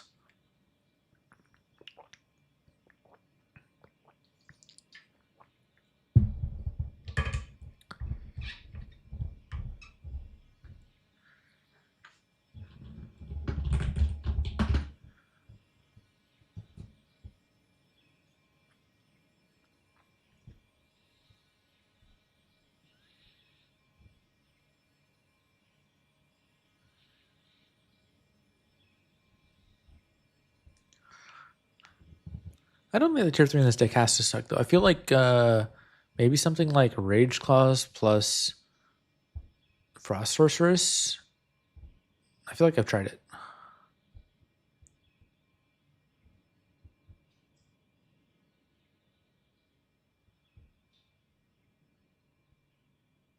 Yeah, I don't know.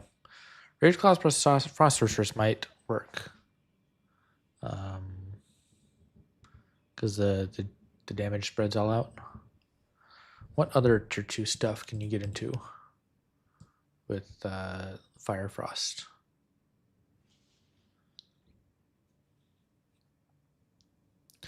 Mountaineer buff was nice, of course. Storm Singers are a very PvP way to do this.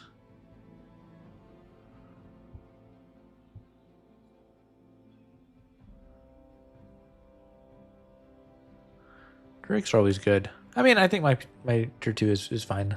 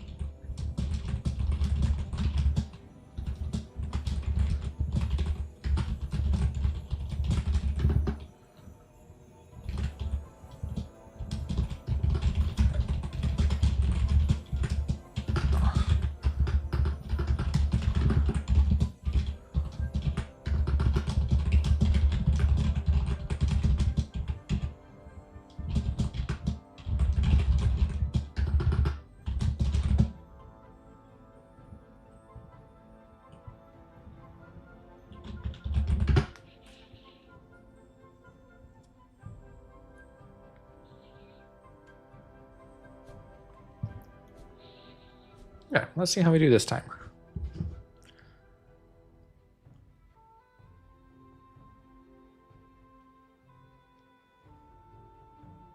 Brannock and Viridia do battle in the valley.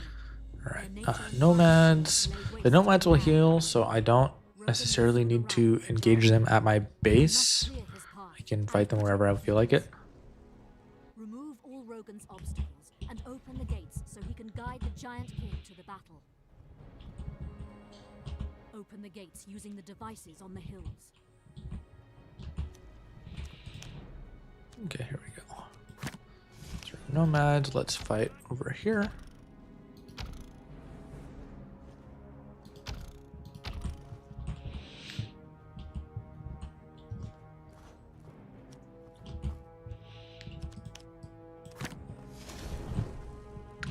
I feel like that first wave attacks slower than it used to. Is that just me?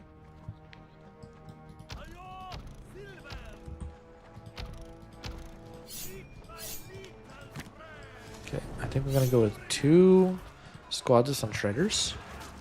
And then a blaster cannon to deal with the Swamp Drake. Let's get these guys running because they're slow. Maybe we'll go with the 3rd squad of these guys. I definitely don't want them taking damage because all the damage should be on the Nomad.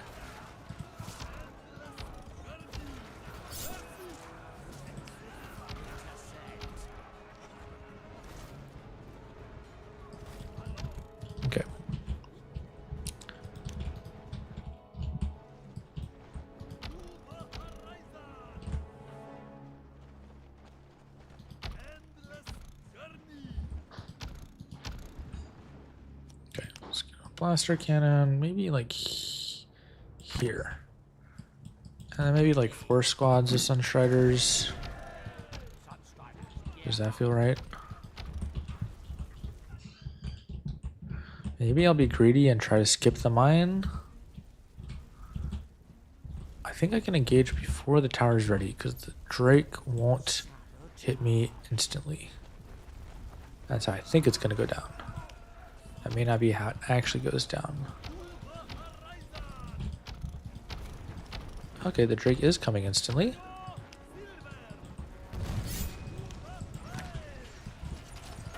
And I decide I think we play the mine.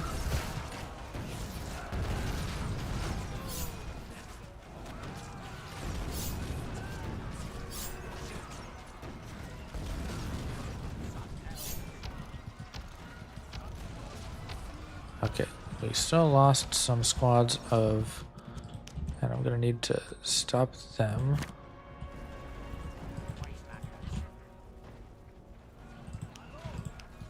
Okay, let's get my nomad in the fight.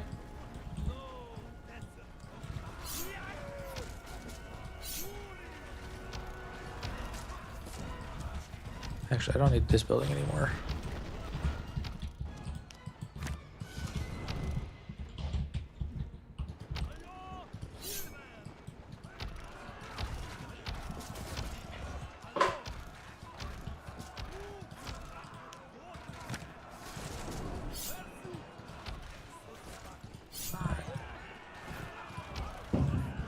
Let's disable that tower again.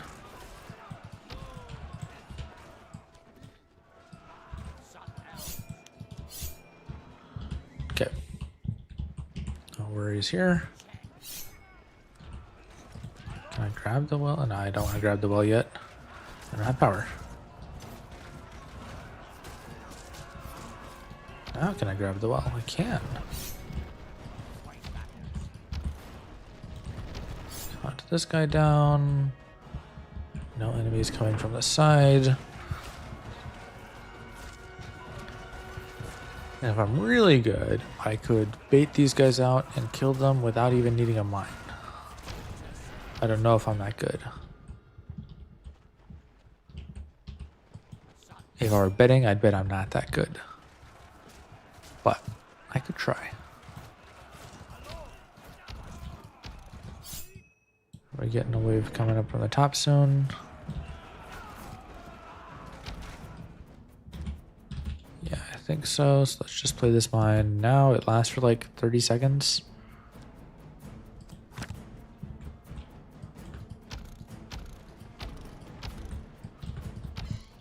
Okay, let's... I mean, might as well engage with these guys. Engage them far from my base.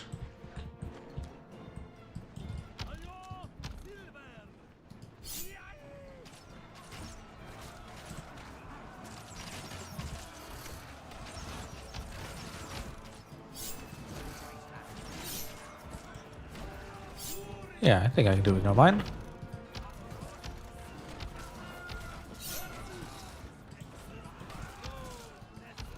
Never mind.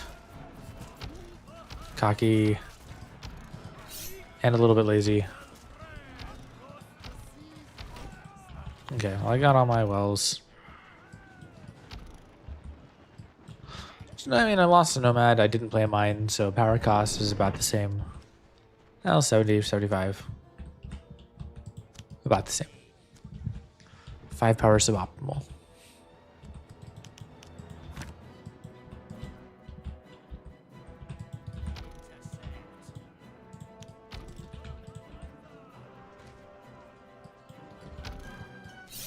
Okay. Let's go ahead and make one more squad of Sunstriders.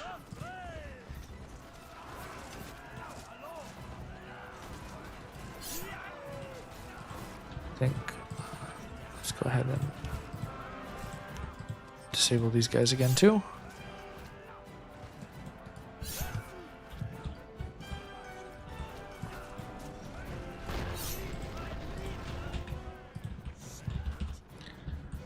Okay, looks like we're getting a squad of these guys coming to my base, so let's head them off with the mine again.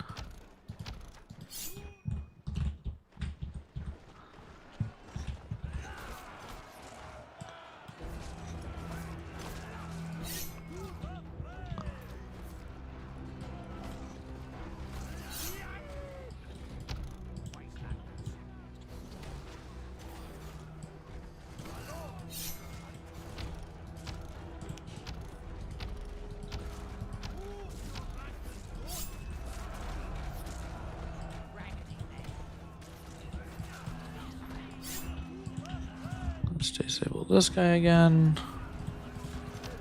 Trample around with my nomads for a second. And then we can have the nomads hit here while the archers hit the target they can still attack.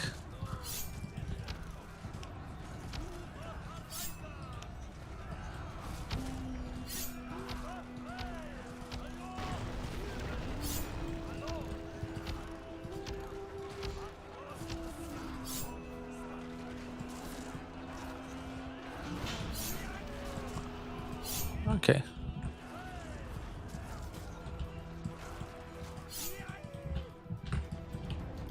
Oh, we did that way faster.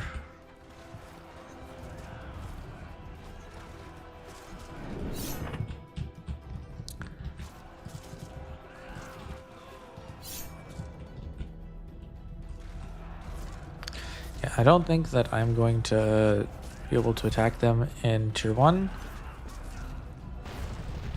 So let's just go tier 2 and tier 3. And then kill my guys. And I might as well, like, kill the wall, I guess.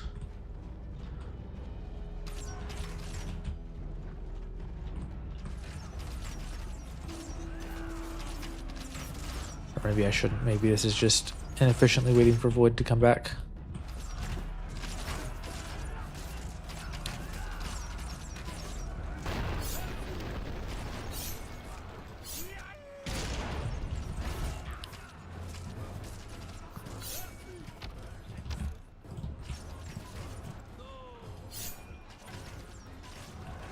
Okay, tier 2 is Frost.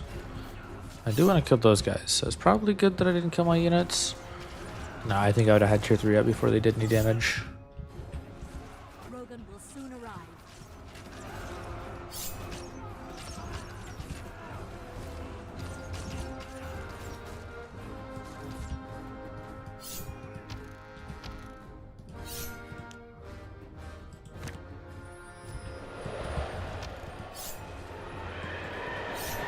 Okay, let's kill this thing. Let's make... Actually, I wonder if I could snipe it with a construction hut if I'm super good.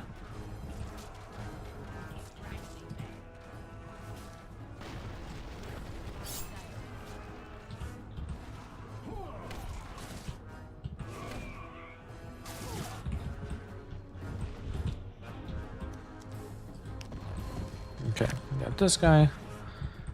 I don't think I need this for anybody else. And then it's Operation Core Dredge and Freeze. Oh, someone else? No, that's mine. Never mind. That came up so fast.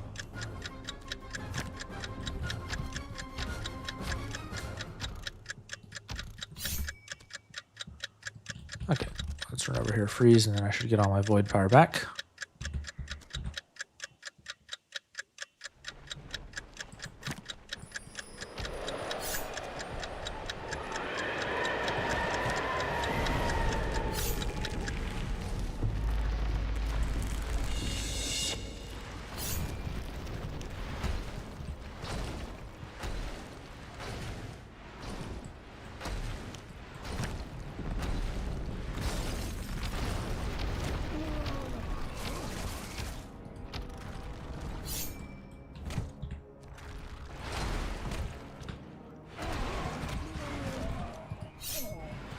Okay, looks like they got almost rescued.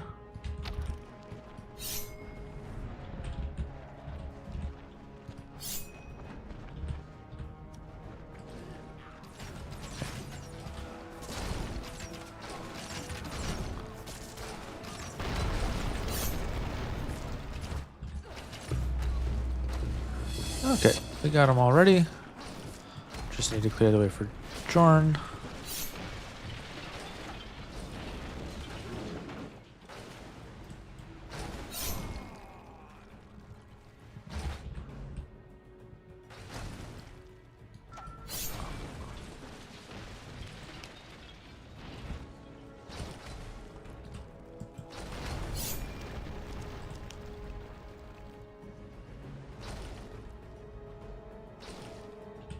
Okay, I got an angle. I don't need the optimize for the time. Okay, let's go ahead and freeze you.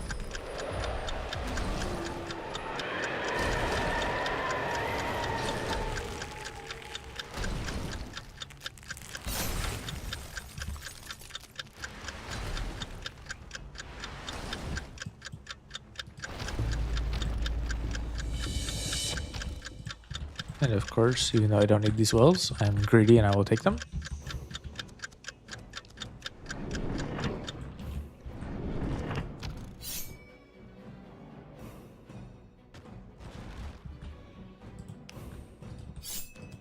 Okay, we're gonna freeze like this.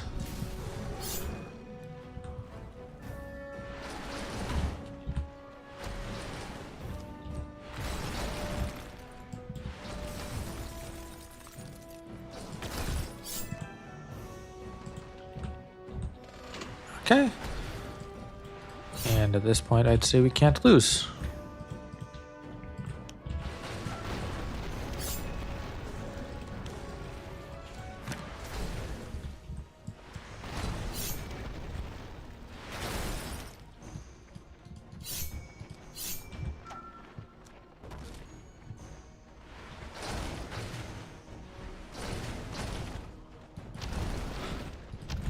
Okay. Now it's just a matter of fighting the boss. I don't know if World Breakdown reaches from here, so maybe I'll just do it over there.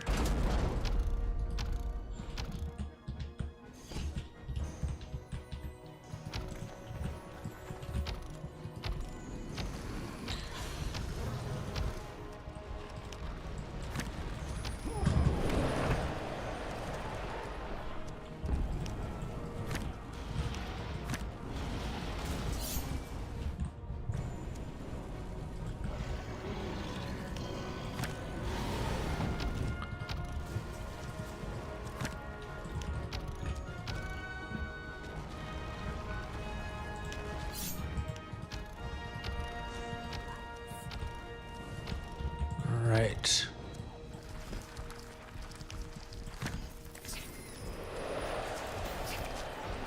I think I dodged. Not cool.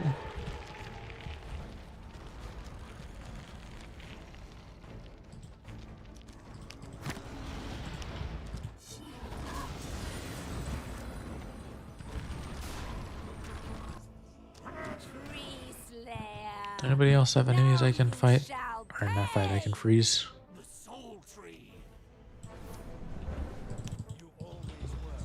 I got the enemies. There we go. Actually, I think I'm gonna keep these guys in reserve because I want to make the World Breaker guns.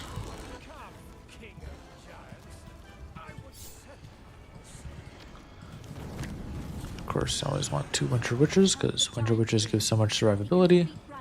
Keep the fire minions away from him.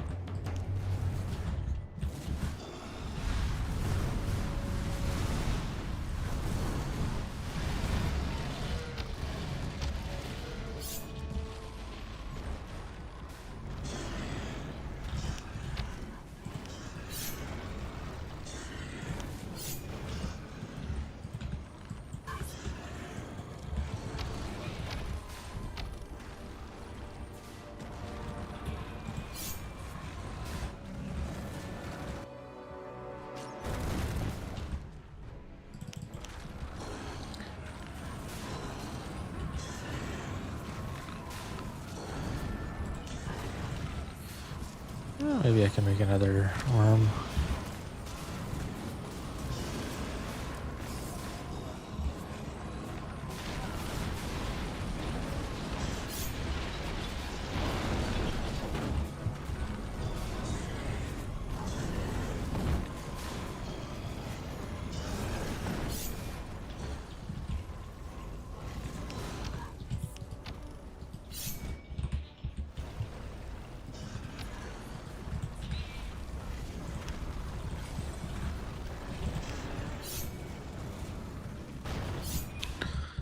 Yeah, this should probably be close enough for World Breaker Gun to reach. So let's build a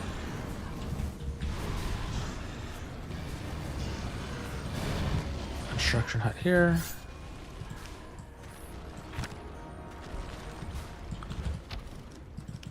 I don't like him being so close. Let's just get rid of him. Okay, there. Moving that way. I think I'll just prepare to run up the center.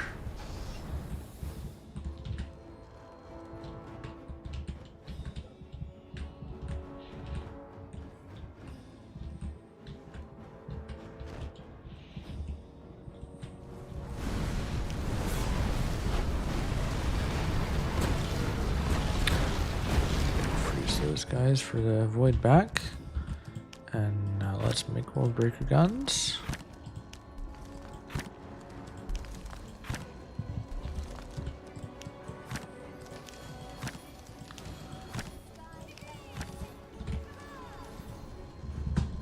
Okay.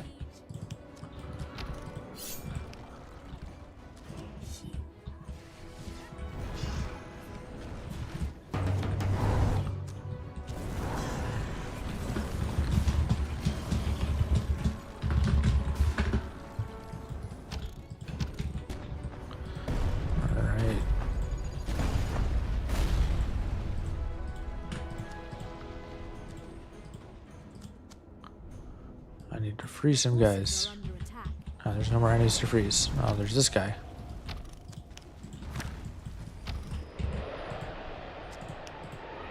There we go. Okay.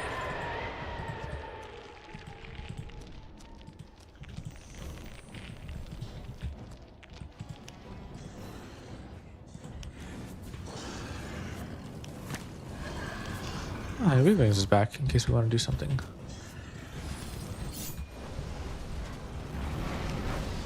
Get some of this sweet void power.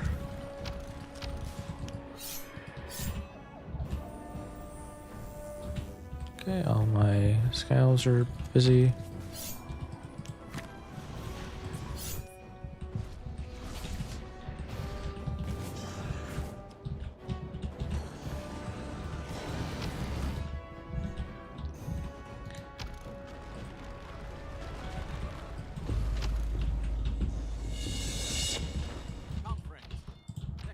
Okay, ready to get Brannock has centuries of knowledge and magic forged in his new body. He is too powerful.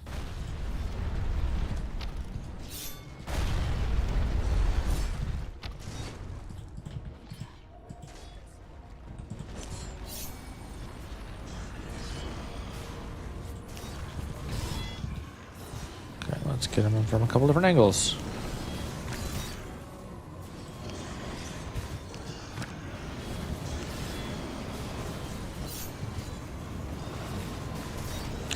Alright, we're gonna end after this one. Sorry, weaklings, if you came back online to play with me.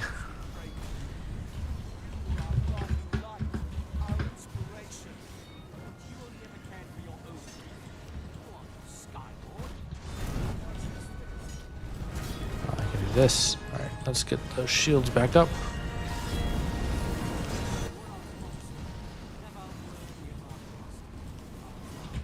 Okay. I don't know what that question means. I'll have to figure that out and answer on offline, I guess. Probably have to check my computer specs. Minions will come from the eastern and western firewalls to aid Brannock. His aura will make them stronger than Where are all most the, of like, enemies? Destroy them before they get too close. Shouldn't there be swarms of enemies? Brannock will use powerful fire magic, but you can interrupt his spells by destroying the focus crystals. Destroy the blue frost crystals. Okay, I can use a program called NVIDIA Broadcast to filter out stuff like keyboard noises. These only remain for a short time. Okay. You must be quick. Are keyboard noises annoying? Destroy the firestorm summoner. This will stop the wandering storm for a while. I feel like I should just get a quieter keyboard. Avoid the flame wall. Okay. A red fire crystal has appeared. Keep away from it. Oh maybe I ought to do that for you guys. You guys, anyone else who's watching this, I think Meeklings is the only person watching real time. Maybe there's a lurker. Everybody else, let me know when this is posted as a VOD. If the keyboard noises are annoying, and if you'd like me to do something about it. Defeat his minions before they get close to him. All right, GG everyone. Has appeared. Avoid the flame wall. And now you guys got a preview into my Fire Frost one deck, which I haven't started any one deck challenges for, but there it is. That wouldn't have counted as a one deck challenge anyway, because not everyone had that deck. But yeah. So thank you all for joining me. I think we're going to call it a night here. I've got a couple more replays, so maybe we've got another replay review stream we got to do. If you got any replays, again, feel free and send them, whether they're exciting or you just want some perspective and you got stomped and you want to know what you did wrong. Either way, as long as someone will gain value for it, I'm happy to take a look and cast it. With that, thank you all for watching. See you in the next one.